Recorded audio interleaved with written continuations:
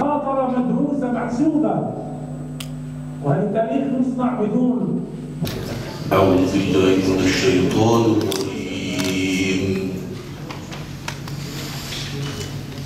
بسم الله الرحمن الرحيم. يا أيها الذين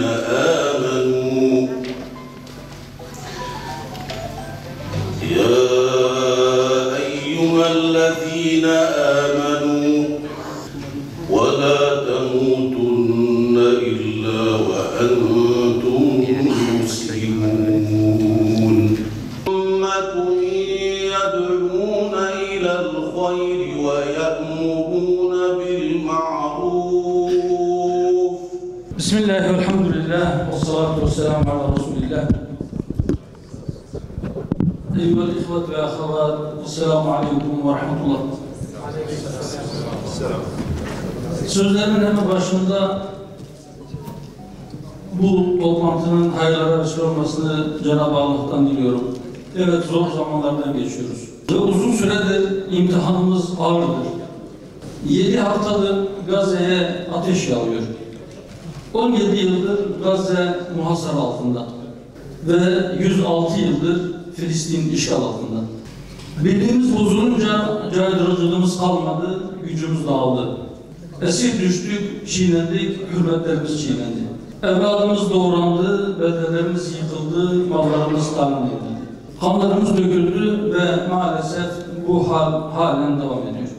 Ve bu hali, bu durumu nasıl durduracağımızı tartışıp duruyoruz. Fiilen çok bir şey de yapamıyoruz maalesef. Çünkü çok uzun bir süredir meseleyi sadece neticeler üzerinden tartışıyoruz. Ve bu nedenle neticelere de çok müessir olamıyoruz. Bu toplantının hayırlara vesile olmasını diliyoruz. Yarın ve sonraki gün çok önemli başlıklar altında kıymetli katılımcılar değerli bilgiler paylaşacaklar. Bugün için bu acı neticeleri nasıl ortadan kaldırabileceğimizi tartışıp kararlaştırabilmeliyiz. Gazze'de, Filistin'de akan kanı nasıl durduracağız? Oradaki açlığı, oradaki yoksunluğu nasıl gidereceğiz? Günün vacibi olarak, acil olarak oradaki yıkımı nasıl durdurup yeniden nasıl inşa edeceğimizi tartışıp bir sonuca ulaştırmalıyız. Şunu da düşünmeliyiz. Bunu yaparken parlamenterlere ne düşüyor? Hükümetler ne yapmalıdır? Basının görevi nedir? Sivil toplum, halk kitleleri neler yapmalıdır? Evet, bunlar acilen hemen tartışıp belki bir karara bağlamamız gereken konular. Ama bundan daha önemlisi de var. Bundan daha önemlisi şudur. Neden biz zayıf düştük? Neden müstahaklar oldu? Bizim siyasi zaaflarımız nelerdir? İktisadi zafiyetimizi, zaaflığımızı nasıl giderebiliriz? Ruhi ve fikri zaaflarımızı gidermenin yolları nelerdir? Elbette uzun vadede daha çok bu konulara kafa yormamız ve bu yapıcı ve zor sorulara cevap bulmamız gerekir. Alimlerimiz, akademisyenlerimiz, siyasetçilerimiz bu konulara kafa yormalı ve mutlaka bunların cevabını bulmalıdır.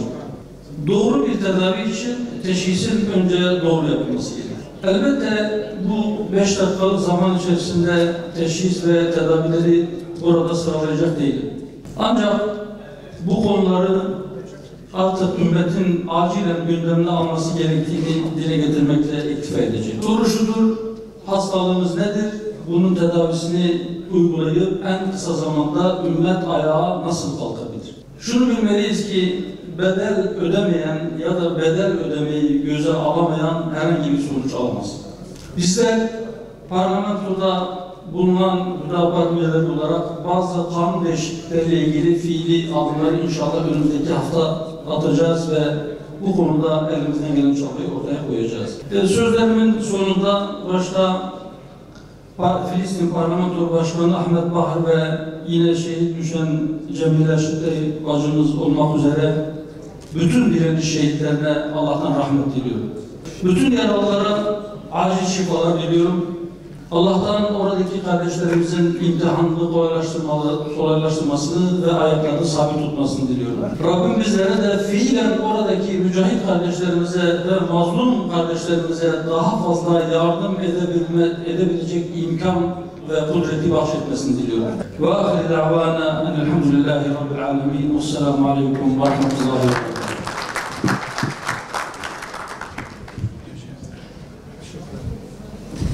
نجدد الشكر للأستاذ زكريا يعجي أولو رئيس حزب الهدى. Teşekkür ederiz diyoruz. Safa geldiniz.